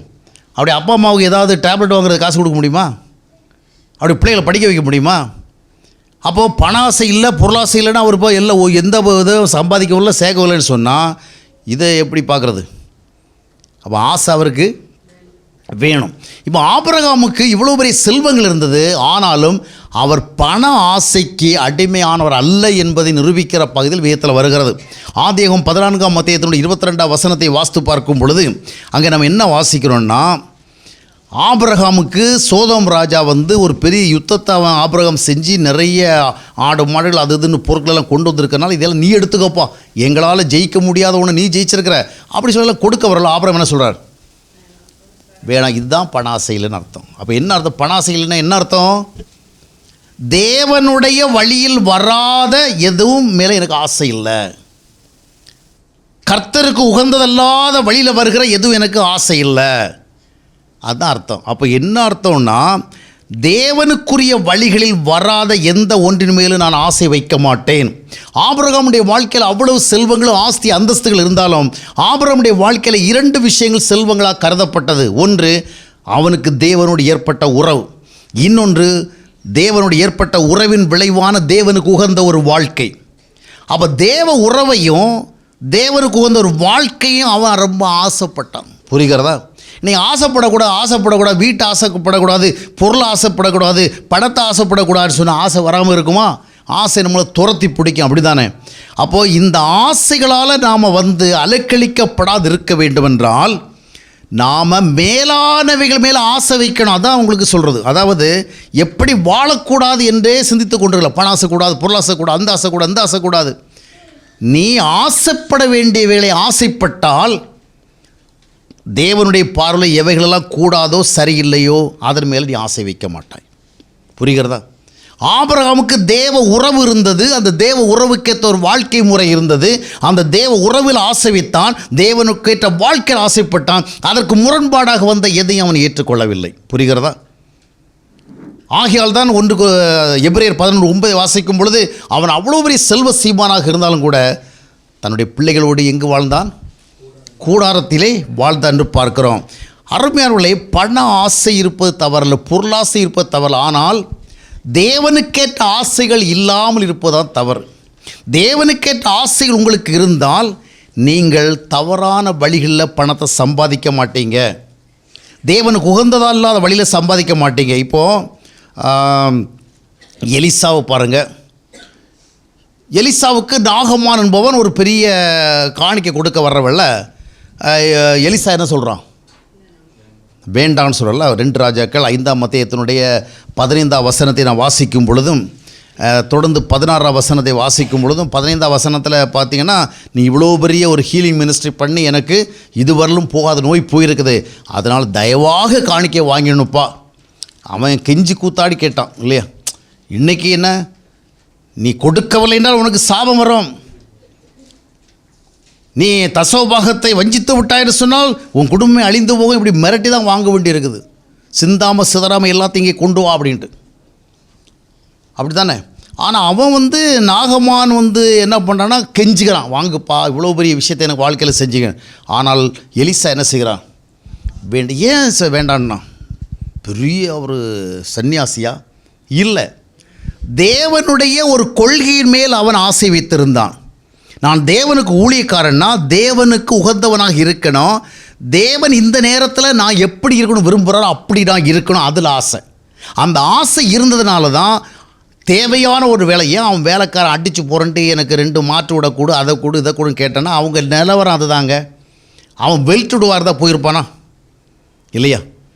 இன்றைக்கி நம்ம ஆளுகள்லாம் போதிக்கிற வேலை பார்த்திங்கன்னா இயேசுநாதருடைய ஊழியக்காரங்களாம் அவ்வளோ பெரிய லக்ஸுரியாக இருக்கணும், கடவுளை விசுவாசிக்கிறவங்க கோடி கோடியே செல்வம் வச்சுருக்கணும். இப்போ எலிசாவுக்கு கூட இருந்த வேலைக்காரனே ஆபிரகாம் மாதிரி இருந்தானா? ஆபிரகாம் மாதிரி இருந்திருந்தா இவன் போய் இவனுக்கு வந்து இப்போ தான் ஒரு பொய்யை சொல்லி அந்த நாகமாண்டை ஏதாவது கொடுத்துட்டு போன்னு கேட்டிருப்பானா? இல்லை. அவன் எப்படி இருந்தான்? சாதாரணமாக இருந்தான். ஆனால் சாதாரணமாக இருந்தாலும் எலிசா என்ன சொல்கிறான்? வேண்டான்னு சொல்கிறான். ஏன்? எதனால்? ஐயோ பணாசக்கூடாது, பொருளாசக்கூடாது, அதுவும் இல்லை, தேவன் மேலே அவனுக்கு தேவனுக்கு பிரியமாக வாழணும், தேவனுடைய கொள்கைக்கு ஏற்றபடி வாழணும். இந்த மாதிரி காசை வாங்கி தேவனுக்கு இந்த நேரத்தில் நான் எப்படி செயல்பட வேண்டும் அவர் எதிர்பார்க்குறோம் அப்படி செயல்பட போகக்கூடாது. அதே இடத்துல வேதாமத்தில் இன்னொரு மனுஷனையும் பார்க்குறீங்க, பிழையாமன்னு ஒரு தடவை பார்க்குறீங்க. அந்த பிழையாம் பாருங்கள், அவரும் நல்லா தான் சொல்கிறார். வீடு நிறைய பொன் கொடுத்தா நான் என்ன செய்ய மாட்டேன். அப்புறம் ஏன் வந்து திரும்ப திரும்ப பலியிட போனார்? ஒரே வார்த்தையில் சொல்லி முடிச்சுட்டு இடத்த காலி பண்ணி போட வேண்டியதானே? திரும்ப வரணும், கிளியர் கட்டாக சொல்லுறீங்க. ஏன் மறுபடியும் சார் எதுக்கும் நான் இன்னொரு முறை என்ன பண்ணுறேன், நீ கொஞ்சம் ஆடு மாடலை ரெடி பண்ணு, பலியிடு, நான் வந்து மறுபடியும் பார்க்குறேன் கடவுளுடைய சித்தம் என்னங்கிறத. ஏன் திரும்ப திரும்ப கேட்குற? எலிசாவுக்கும் பிழையாமுக்கும் என்ன வித்தியாசம்? இல்லைங்க, பண ஆசை எல்லாருக்கும் இருக்கும். அதுதான் இவ்வளோ நேரம் சொல்லிகிட்டு இருக்கேன். எலிசாவுக்கு தேவனோடு ஒரு உறவு இருந்தது, எலிசாவுக்கு தேவனுக்கு உகந்த வாழ்க்கை வாழ்வில் ஆசை இருந்தது. பிழையாமுக்கு அது இல்லைங்க. பணத்துக்காக கடவுளுடைய பேரில் பொய் சொல்லக்கூடாதுங்கிற எண்ணம் மட்டும்தான் இருந்து. புரியுதா? இது வந்து செல்ஃப் ரைச்சஸ்னஸ். வீடு முழுசும் பொண்ணை கொடுத்தாலாம் என்ன பண்ண மாட்டேன். ஆனால் அவனுக்கு இண்டிவிஜுவலாக காட் எந்த கான்ட்ராக்டும் கிடையாது. அவர் கள்ள தீர்க்கதரிசி. புரியுதா உங்களுக்கு? அதனால் அவனால் ஸ்டாண்ட் பண்ண முடியலை. ஆனால் எலிசாவால் என்ன பண்ண முடியுது? ஸ்டாண்ட் பண்ண முடியும். எதனால் காரணம்? ஐயோ பணத்தை விரும்பக்கூடாது, பொருளை விரும்பக்கூடாது அப்படின்னு சொல்லியா? இல்லை, கடவுள் மேல் என்ன இருந்தது? அப்போ நீங்கள் ஒருத்தர் பணத்தை வந்து சம்பாதிக்கலை சேர்க்கலாம், அதுக்காக அவரை பரிசுத்தமானு சொல்ல முடியாது. ஒருவர்கிட்ட நிறைய இருக்குது அதனால் அவரை யாருன்னு சொல்ல முடியாது. மைண்ட் செட்டு தான் முக்கியம். பணம் நிறைய வச்சிருக்கிற நிறைய பேர் என்ன பண்ணுவாங்கன்னா, எவ்வளவு இருந்தாலும் தேவனுக்கு உகந்த ஒரு வாழ்க்கை முறையை முதலிடத்தில் வச்சுருப்பாங்க. அதனால் நம்ம எல்லாரும் வந்து தரித்திரலாக இருக்கணுங்கிறது தான் தேவனுடைய சித்தம்னு சொல்லவே முடியாது. நம்முடைய மனநிலை எது, அதுதான் முக்கியம். தேவன் மேலும் தேவனுக்கேற்ற வழிகள் மேலும் நம்ம ஆசையை இருந்தோன்னு சொன்னால் நம்ம என்ன பண்ணுவோம்? பண ஆசையை ஜெயிப்போம். மற்றபடி பண ஆசை நீங்கள் ஜெயிக்கவே முடியாது. பிழையாமை போல் உறுதியாக நின்றாலும் வேறொரு விதமாக, அதை ஒரு 1000 ரூபாவுக்கு நீங்கள் வந்து ஆசைப்படாமல் போயிடுவீங்க. அதுவே 1,00,000 ரூபான்னா கொஞ்சம் ஆசை வரும், அப்படி தானே? எனவே பண ஆசை பொருளாசை நீங்கள் ஜெயிக்கிறது எப்படின்னு சொன்னால், முதலாவது உங்களுக்கு ஆவிக்குரிய ஆசைகள் வேணும். கர்த்தருக்கேற்ற ஆசை, கர்த்தருடைய ஐக்கியத்தின் மேல் ஆசை. இந்த ஆசையுடைய நிறைவேற்றத்தில் இல்லை. தேவனோடு நல்ல உறவோடு வாழணும், ஆண்டவரோடு பேசி பழகி வாழணும், ஆண்டோட நேரம் செலவழித்து வாழணும். ஒரு செல்ஃப் ரைச்சியஸாக வச்சுட்டு இருக்கிறோம். ஐயோ நான் தப்பு பண்ணக்கூடாது. It's not the God pleasing life. நீங்கள் தேவ உறவில் வாழ்ந்து கொண்டு தான் இப்படி இருக்கணும். அப்போ தான் உங்களுக்கு ஐயோ இந்த உறவை இழக்கக்கூடாதே, ஆண்டவரோடு இருக்கிற நல்ல ஒரு ஐக்கியத்தை இழக்கக்கூடாதே, ஆண்டவரால் வருகின்ற ஒரு அந்த நல்ல சமாதானத்தை இழக்கக்கூடாது, ஒரு நல்ல மனத்தெளிவு இழக்கக்கூடாதுங்கிற எண்ணம் வந்து நீங்கள் டெம்டேஷன் வரவில் என்ன பண்ணுவீங்க? ஜெயிப்பீங்க. சரி, அடுத்ததை பார்த்து நம்ம முடிக்கலாம். இதுக்கு அடுத்தபடியாக பார்த்திங்கன்னா மூன்றாவது காரியம் உலக பிரகாரமான வாழ்க்கை, வேர்ல்ட்லி லைஃப். ரோமர் 12:2 சொல்லுகிறது, நீங்கள் இப்பிரபஞ்சத்துக்கு ஒத்த வேஷம் தெரியாதிருங்கள். அப்போ இந்த பிரபஞ்சத்துக்கு ஒத்த வேஷம் தெரியாதிருங்க. இது நம்முடைய கிறிஸ்தவ வாழ்க்கையில் இருக்கணும். அப்போ நாம் எப்படி இருக்கணும்? உடை என்பது ரொம்ப டீசெண்டாக இருக்கணும், நம்ம ரொம்ப ஸ்டைல் பண்ணக்கூடாது, ரொம்ப அதிநவீனமாக என்ன செய்யக்கூடாது, இருக்கக்கூடாது, ரொம்ப ஆடம்பரமாக இருக்கக்கூடாது. அப்படித்தானே? அமைதியாக உட்காந்துருக்கிறீங்க. உலக பிரகாரமாக இல்லாமல் இருக்கிறது எப்படி? உலக பிரகாரமாக இல்லாமல் இருக்கிறது எப்படிங்க? உலகத்துக்கு ஏற்றவனாக இருக்கக்கூடாதுன்னா நாம் என்னுடைய கொள்கை என்ன? இப்போ ஐயோ நான் உலகத்துக்கு ஏற்றவனாக இருக்கக்கூடாது, உலகம் உடுக்கிறது போல் உடுக்கக்கூடாது, உலகம் நடக்கிறது போல் நடக்கக்கூடாது, உலகம் திங்கிறது மாதிரி திங்கக்கூடாது, உலகம் சுற்றுற மாதிரி சுற்றக்கூடாது, உலகம் ஆசைப்படக்கூடாது. இதுதானே? ஆனால் இப்படியெல்லாம் இருந்தால் என்னால் முடியலை. ஒரு சட்டையை கூட உலகத்துக்கு ஏற்றபடி அணியாமல் இருக்கிறதுக்கு என்னால் முடியலை, இல்லையா? எந்த ஒரு விஷயத்தையும் உலகத்தில் என்ன இப்போ ரன் ஆகிட்டு இருக்குதோ அதுதான் என்ன செய்கிறேன், நான் ஒப்பிட்டு பார்க்குறேன். இப்போ பார்த்தீங்கன்னா இந்த ப்ரெசன்ட் ஜென்ரேஷன்கிட்ட போயிட்டு, தம்பி இப்படியெல்லாம் ட்ரெஸ் பண்ணக்கூடாதுப்பா, இப்படியெல்லாம் ஹேர் ஸ்டைல் பண்ணக்கூடாதுப்பா, இப்படியெல்லாம் நீ நடந்து கூடாதுப்பா, நீ வந்து கடவுளுக்காக இருக்கணும், உலகத்துக்கு ஒத்த என்ன செய்யக்கூடாது. அவனுக்கு கோபம் வருது. ஏன் கோபம் வருது? இந்த மாதிரி ஒரு உலகத்தில் வாழ்கிறவங்கள இப்படி இருக்கக்கூடாது, அப்படி இருக்கக்கூடாது, அப்படி நடக்கக்கூடாது, இப்படி நடக்கக்கூடாது, இப்படி தோன்றக்கூடாது, இப்படி ஹேர் ஸ்டைல் பண்ணாத, இப்படி சட்டை போடாத, இப்படி பேண்ட்ஸ் போடாத, இப்படிலாம் சொல்கிறவல்ல ஹீஸ் கெட்டிங் ஆங்க்ரி. ஏன் கோபம் வருது? நீங்கள் அவனுக்கு சொல்கிறதே நெகட்டிவ் லைஃப் தான் இல்லையா? நீ எப்படி இருக்கக்கூடாது, இப்படி ஸ்டைல் பண்ணக்கூடாது, இப்படி உடுக்கக்கூடாது, இப்படி ஆடக்கூடாது, இப்படி பாடக்கூடாது, அப்படி சொன்னால் தான் அவனுக்கு என்ன வருது? டென்ஷன் வருது இல்லையா? அப்போது உலக பிரகாரமாக வாழக்கூடாதுன்னு ரோமர் 12 சொல்லுது. இப்பிரபஞ்சத்துக்கு ஒத்த, அப்போ இப்பிரபஞ்சத்துக்கு ஒத்த வேஷம் தெரியாமல் வாழணுன்னா உலகம் உடுக்கிற விதமாக நான் என்ன செய்யக்கூடாது? உடுக்கக்கூடாது. ஆனால் உடுக்காமல் இருக்க முடியலையே. உலகம் ஆசைப்படுற மாதிரி நான் ஆசைப்படக்கூடாது, ஆசைப்படாமல் இருக்க முடியலையே. உலகம் போகிற விதமாக நான் போகக்கூடாது, போகாமல் இருக்க முடியலையே. உலகத்தினுடைய ஸ்டைல்களையும் அதிநவீன கலாச்சாரங்களையும் என்னால் வேண்டான்னு சொல்ல முடியுதா? ஏன் முடியலை? உலகத்துடைய அழுத்தம் அதிகமாக இருக்குது. ஏன் அப்படி இருக்க முடியலைன்னா, சரி ஒருவேளை நம்ம அப்படி இருந்துட்டோன்னு வச்சுக்கலாம், கஷ்டப்பட்டு எடுத்து நல்லா டீசெண்டாக ட்ரெஸ் பண்ணிவிட்டு நாம் உலகத்தினுடைய ஸ்டைல்கள்லாம் போகலை, ஹேர் ஸ்டைல் அப்படிலாம் பண்ணலை, ட்ரெஸ் கூடலாம் ரொம்ப டீசெண்டாக இருக்குது, ரொம்ப சிம்பிளாக இருக்கிறோம், ஆடம்பரம் கிடையாது, படவிடாபம் கிடையாது, இப்படியெல்லாம் இருந்தால் எப்படி இருக்கும்? அது வில் காட் பி ஹாப்பி? சொல்லுங்கள். நாங்கள் ஆடம்பரம் கிடையாதுங்க, நான் ரொம்ப பகட்டாக உடுக்கிறது கிடையாது, படவிடமாக உடுக்கிறது கிடையாது, படவிடம் வாழ்கிறது கிடையாது, ஆடை எதுவுமே கிடையாது, டீசெண்டாக ட்ரெஸ் பண்ணுறேன், சிம்பிளாக ட்ரெஸ் பண்ணுறேன், வெரி சிம்பிள். சாதாரணமாக சண்டே மார்க்கில் விற்கிற துணிகளை வாங்கி என்ன பண்ணுறேன்? அணிஞ்சிட்டு போடுறேன். திருப்பூர்லேருந்து அவுட்லெட்னு விடுறானே, அதை வாங்கி தான் என்ன செய்கிறேன்? விடுறேன். சரி இப்படி இருந்தால் காட் வந்து you are the blessed one அப்படி சொல்லுவாரா? ஏன்? உள்ள அலங்காரத்தை தான் பார்க்குறாரு.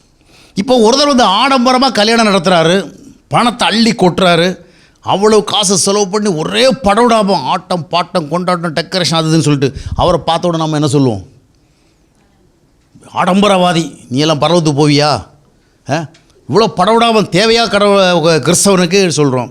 சரி இன்னொருத்தர் பார்த்தீங்கன்னா ரொம்ப சிம்பிள், அவர் கல்யாணம் நடத்துகிறவல்ல ரொம்ப வசதியானவர் தான், ஆனால் ரொம்ப சிம்பிளுங்க.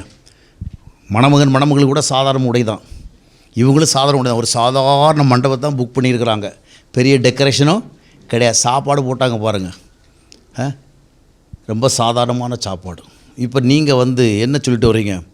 என்ன எளிமை, என்ன தாழ்மை, ஒரு ஆடம்பரமும் கிடையாது, சாப்பாட்டில் எளிமை, டெக்கரேஷனில் எளிமை, எல்லாத்துலேயுமே எளிமை, இப்படித்தான் வாழணும்னு சொல்லுவீங்களா? அவருக்கு என்ன பேர் வைப்பீங்க நீங்கள்? சரியான கஞ்ச. அப்போ ஆடம்பரமாக இல்லாதவங்க எல்லாம் ரொம்ப ஆசீர்வதிக்கப்படணும்னு நினச்சிட போகிறீங்க. கஞ்சத்தனத்தினால நல்லா உடுக்க மாட்டாங்க. சில ரொம்ப சிம்பிள் ட்ரெஸ்ஸிங் தான் எப்போவுமே. ஏன்? காசை செலவிட மாட்டாங்க. படவிடாபமாக இருக்கிறத பார்த்து நாம் பாவின்னு சொல்லுவோம். இவங்கள பற்றி என்ன சொல்கிறது? இவங்களும் பாவி தான். இவங்க நம்மகிட்ட வந்த காசு ஒன்றும் வெளியே போகக்கூடாது. வாழ்க்கையில் நிறைய பேருடைய நிலவரம் என்ன? வந்த காசு என்ன பண்ணக்கூடாது, அதனுடைய விளைவாக தான் நல்லா உடுக்கலை, நல்லா சாப்பிடலை, நல்லா வீடு கட்டலை, வீடு கட்டினாலும் வாடகை விட்டு இவங்க வாடகை வீட்டில் இருப்பாங்க. இதனுடைய அர்த்தம் என்னன்னு சொன்னால், நாம் உலகத்துக்கேற்றபடி வாழாமல் இருக்கிறதுனால மட்டும் யார் கிடையாது? தேவனுடைய பிள்ளைகள் கிடையாது. இரண்டாவது, உலகத்துக்கேற்றபடி வாழாமல் இருக்க முடியவில்லை. ஏன் முடியவில்லைன்னா, முதலாவது தேவனுக்கேற்றபடி வாழ்வதற்கு நம்முடைய வாழ்வை ஒப்பு கொடுத்துருக்கணும். தேவனுக்கேற்றபடி வாழ்வதற்கு நம்ம என்ன செய்திருக்க வேண்டும்? அர்ப்பணித்திருக்க வேண்டும். தேவனுக்கேற்றபடி வாழ்வதுன்னா என்ன? இப்போ உலக வேஷம் அணியக்கூடாது அப்படின்னு சொல்லிட்டு உலக வேஷம் அணியாமல் இருக்கிறதையே ஆன்மீகம் நினைக்கிறோம். இல்லை, உன்னத வேஷம் அணியணும், தேவனுக்கேற்ற வேஷம் அணியணும். அப்போ என்ன அர்த்தம்? நான் அந்த உலகத்தில் தாழ்மை இழக்கக்கூடாது, எளிமை இழக்கக்கூடாது, ஒழுக்கத்தை இழக்கக்கூடாது, நல்ல தோற்றத்தை இழக்கக்கூடாது. அப்படின்னு நல்ல தோற்றத்தோடு இருக்கணும், டீசெண்டாக ட்ரெஸ் பண்ணணும், தாழ்மையாக நடந்துக்கணும். இந்த மோட்டிவில் இருந்தால் தான் அந்த தாழ்மைக்கு குறைவானதை நீங்கள் என்ன செய்ய மாட்டீங்க? படவிடாமான ஒரு ட்ரெஸ் வந்து என்ன பண்ணுவீங்க? ஏன்னா உங்களுடைய இப்போ சிந்தனை என்ன? நான் படவிடாமமாக இல்லாது சிம்பிளாக என்ன செய்யணும். இதில் வித்தியாசம் இருக்குது. நான் சொன்னது எப்படி புரிஞ்சுக்கிறீங்கன்னு தெரில. படவிடாமல் இருக்கக்கூடாது, ஆடம்பரமாக இருக்கக்கூடாது இல்லை, முதல்ல தாழ்மையை நீங்கள் என்ன செய்யணும். சிலர் பார்த்திங்கன்னா நகை அணிய மாட்டாங்க. நகை அணியாமல் இருந்தாலும் நகை அணிக்கிறவங்களே பார்க்குறவங்களெல்லாம் அவங்களுக்கு வயிற்றுச்சலாக இருக்கும் இல்லையா? இவங்கெல்லாம் எப்படி பரலத்துக்கு போவாங்க அப்படின்னு நினைப்பாங்க. ஆனால் இவங்க வந்து நகை அணியாமல் இருக்கிற ஒரு நிலைமையே பரிசுத்தம் நினைப்பாங்க. இல்லை, வாழ்க்கையில் வந்து முதலாவது நமக்கு மனத்தாழ்மை இருக்கா, மன எளிமை இருக்கிறதா, ஒழுக்கம் இருக்கா. அந்த ஒழுக்கம் நம்ம வாழ்க்கையில் ஆசையாக இருந்தால் இந்த க்ரைட்டீரியாவில் நம்ம எந்த ட்ரெஸ் வந்தாலும் பார்ப்போம் இல்லையா. இன்றைக்கி ஒழுக்கத்தின் மேல் நமக்கு ஆசை இல்லாமல் இருக்கும் பொழுது நீ இப்படிப்பட்ட உடையை அணியாதேன்னு சொன்னால் அவங்களுக்கு விளக்காது. இன்றைக்கி உலகத்தில் நிறைய பேருக்கு ஒழுக்கத்தை பற்றி ஆசையே இல்லை. ஒரு நல்ல தோற்றத்தை கொடுத்து ஆசை இல்லைன்னு, அதாவது நல்ல தோற்றம் தங்களுக்கு இருக்கக்கூடாது தான் விரும்புகிறாங்க. நல்ல தோற்றம் தான் ரொம்ப சிம்பிள்னு சொல்லிடுவாங்க. அதனால் நிறைய பேருடைய அப்பியரன்ஸை பார்த்த உடனே தெரியுது, இந்த மாதிரி இருக்கிறாங்களே, இந்த மாதிரி உடம்பை காட்டுறாங்களே அப்படி தெரியுது. ஆனால் அவங்க அதை தாங்க விரும்புகிறாங்க, அதைத்தான் என்ன செய்கிறாங்க, டீசெண்டாக இருக்கிறவங்க விரும்பலை. ஏன் அவங்கள்ட்ட என்ன இல்லை, தாழ்மையாக வாழ வேண்டும் என்ற ஆசை. அப்போ கர்த்தராகிய இயேசு கிறிஸ்துவை ஏற்றுக்கொண்டு இந்த உலகத்தில் வந்து நான் நல்ல தரமாக தோன்றணும், நற்தோற்றத்தோடு தோன்றணும், ஒழுக்க தோற்றத்தோடு, இந்த ஆசை முதல்ல வரணும். ஒழுக்கமற்ற உடைகளை அணியாதே என்பதல்ல, ஒழுக்கமான உடைகளை அணி அப்படிங்கிற ஒரு சிந்தவன். அப்போது நான் வந்து ஒழுக்கமாக உடுக்கணும், ஒழுக்கமாக தோன்றணும், ஒழுக்கமாக வாழணும். என்னை பார்த்து யாருக்கு என்ன செய்யக்கூடாது, தேவையில்லாத டெம்ப்டேஷன்ஸு வரக்கூடாது, என்ன பார்க்குறவங்க யாருக்கு இடதல் வரக்கூடாது. அப்படிங்கிறதான ஒரு ஐடியல் லைஃப் நமக்கு இருந்துட்டு சொன்னால் அந்த ஒரு மோட்டிவில் தான் நம்ம என்ன பண்ணோம், அதற்கு முரண்பாடாக வருகிறவர்களை தவிர்ப்போம். இன்றைக்கி நம்ம சொல்லி என்ன பண்ணுறோம், இப்படி கொடுக்க விடாதமா, இப்படி கொடுக்க விடாமனா இவங்க சொல்லி தொல்லை தாங்க முடியாமல் அப்படி கொடுக்கல. ஆனால் கொஞ்சம் விட்டால் என்ன செய்வாங்க. ஆமாம், எனக்கு பல வருஷத்துக்கு ஒரு சிஸ்டர் சொன்னாங்க, அந்த பொண்ணுக்கு அப்போ தான் கல்யாணம் பண்ணி பையன் கூட வெளியே போகிறவங்கள அதை பற்றி சொன்னாங்க. வீட்டில் இருக்கிறது எல்லாம் ஹம்பிளாக இருக்குதுங்க, 1 கிலோமீட்டர் அந்த பக்கம் போனோன்னே வேறு விதமாக மாறிடுதுங்க. வீட்டுக்குள்ளே அடக்க ஒடுக்கமாக இருந்துட்டு அங்கே போனால் என்ன பண்ணுறாங்க, வீட்டில் இருந்தால் ஷால்லாம் ஒழுங்காக தான் போடுறாங்க, அங்கே போனால் அதை கைக்கூட்டை ஆக்கிடுறாங்க. ஏன், அவங்களுக்கு ரியலாக என்ன இல்லை, நம்ம ஒழுக்கமாக இருக்கணுங்கிற ஆசை இல்லை. இந்த பேரண்ட்ஸுடைய கம்பல்ஷனுக்காக இவங்களுடைய டார்ச்சர் தாங்க முடியாமல் என்ன பண்ணுறாங்க, ஒழுக்கம். இப்படிப்பட்டவங்களை நீங்கள் ஒருபோதும் என்ன செய்ய முடியாது, திருத்த முடியாது. அதனால தான் சிலர் எப்படா கல்யாணம் ஆகும்னே வெயிட் பண்ணிகிட்டு இருப்பாங்க. கல்யாணம் ஆன பிறகு இதுவரையிலும் அணியாத எல்லா ஆணையிடம் என்ன செய்யணும், அணியுடைய. அவங்களுக்கு இருதயத்தில் என்ன இல்லை, அந்த ஆசை இல்லை. அப்போது நீங்கள் வந்து முதலாவது கர்த்தருக்கேற்றபடி வாழணும்னு ஆசைப்படணும். அப்படி வாழ ஆசைப்படுகிற பொழுது உலகத்துக்கு ஏற்றபடி வாழாமல் என்ன செய்வீர்கள், இருப்பீர்கள். இதனால தான் அப்போ பவுல் சொல்லும் பொழுது சிம்பிளாக சொன்னார், 1 தீமோத்தேயு 2:10 தகுதியான வஸ்திரம். அப்போ இதுதான் மேட்டர், இதுதான் ஒரு ஐடியல் அப்ரோச். நான் தகுதியாக தோன்ற வேண்டும், நான் தகுதியாக உடுக்க வேண்டும். இந்த நோக்கம் இருந்தால், இதில் ஒரு ஆசை இருந்தால், அந்த தகுதிக்கு குறைவாக வருகிற எதையும் என்ன செய்ய மாட்டோம். அதுக்கு தகுதிக்கு குறைவாக வருகிற பழக்க வழக்கங்கள், உறவுகள், விருப்பங்கள், போக்குவரத்துகள் எல்லாவற்றையும் எதிர்ப்போம். இல்லை என்றால் நம்ம கம்பல் பண்ணி தான் என்ன செய்ய வேண்டியிருக்கும், கட்டாயப்பட்டு தான் செய்ய வேண்டியிருக்கும்.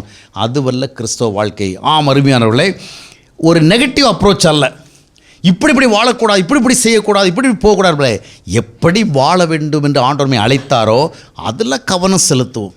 அதில் கவனம் செலுத்துகிற பொழுது அதற்கு இடையூறாக வருகிறவளை நம்ம எளிதாக தள்ளிவிட்டு என்ன செய்வோம், ஓட முடியும்.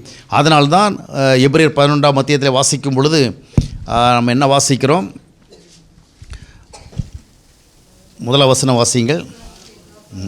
விசுவாசத்தை நம்பப்படுகிறவைகளின் உறுதியும் காணப்படாதவைகள் நிச்சயமாய் இருக்கிறது. அதுக்கு அடுத்த வசனம், அதனாலே முன்னோர்கள் நற்சாட்சி 12ஆம் அத்தியாயம். ஆகையால் மேகம் போன்ற கடைசி வாக்கியத்தை மட்டும் வாசிப்போம். இயேசு நம்மை சூழ்ந்து கொண்டிருக்கிற பாரமான யாவற்றையும், நம்மை சுற்றி நெருங்கி இருக்கிற பாவத்தையும் எப்போ தள்ளுவோம், இயேசுவை நோக்கி பார்வையை வைத்து அவர் போகிற இலக்கை நோக்கி போக வேண்டும் என்ற ஆசையோடு செல்லுகிற பொழுது அதற்கு தடையாக வருகிறோம் என்ன செய்வோம். அப்போது எதிர்மறையாக நான் சில காரியங்களை செய்யாமல் வாழ்வதை பரிசுத்தம் என்று எண்ணாதபடிக்கு எப்படி செய்து வாழ வேண்டும் என்று ஆண்டவர் சொல்லுகிறாரோ அந்த வாழ்க்கைக்கு நம்ம அர்ப்பணிப்போம். ஆண்டவரை பிரியப்படுத்துகிற ஒரு வாழ்க்கையை வாழுவோம். அப்பொழுது ஆண்டவருக்கு பிரியமில்லாதவர்களை தவிர்ப்பதற்கு நமக்கு ஆர்வம் வரும், ஆசை வரும், அதற்கேற்ற வலிமை வரும். அவ்விதமாக வாழ்வதற்கு ஆண்டவர் உதவி செய்வாராக. கண்களை மூடி நாம் ஜெபிக்கலாம். எங்களை நேசிக்கிற அன்பின் ஆண்டவரை, இந்த நாளிலும் எங்களோடு நீர் பகிர்ந்து கொண்ட எல்லா வார்த்தைகளுக்காக நன்றி செலுத்துகிறோம். பல நேரங்களிலே நாங்கள் எவைகளெல்லாம் செய்யவில்லையோ அதனுடைய அடிப்படையிலே நாங்கள் கர்த்தாவே சரியாக இருக்கிறதா எண்ணி விடுகிறோம். ஆனால் சில காரியங்களை செய்யாமல் இருப்பது நீர் எங்களை அழைக்கவில்லை, சில காரியங்களை செய்வதற்கு அழைத்திருக்கிறேன். அவைகளை செய்ய செல்லுகிற பொழுது சில காரியங்கள் அதற்கு இடையூறாக வருகிற பொழுது, முரண்பாடாக வருகிற பொழுது அவைகளைத்தான் நாங்கள் செய்யாமல் இருக்கும்படியான கிருபை பெற்று செயல்படுத்த வேண்டும் என்று சொன்னீர். கிருபையுள்ள தெய்வனை நாங்கள் இது போன்ற காரியங்களை உரிய விதமாக புரிந்து கொண்டு ஒவ்வொரு நாளும் எவைகளை நாங்கள் செய்யாமல் இருக்கிறோம் சிந்தியாதபடி எவைகளை நாங்கள் செய்து கொண்டு வாழுகிறோம் என்று சிந்தித்து உமக்கு ஏற்ற விதமான ஒரு வாழ்க்கையிலே நாங்கள் தொடர்ந்து செல்லவும் உம்முடைய நாமத்தை மையப்படுத்த எல்லோரும் உதவி செய்யும், தொடர்ந்து வழி நடத்தும். ஆண்டவராக இயேசு கிறிஸ்து நாமத்தில் ஜெபிக்கிறோம் நல்ல பிதாவே, ஆமென்.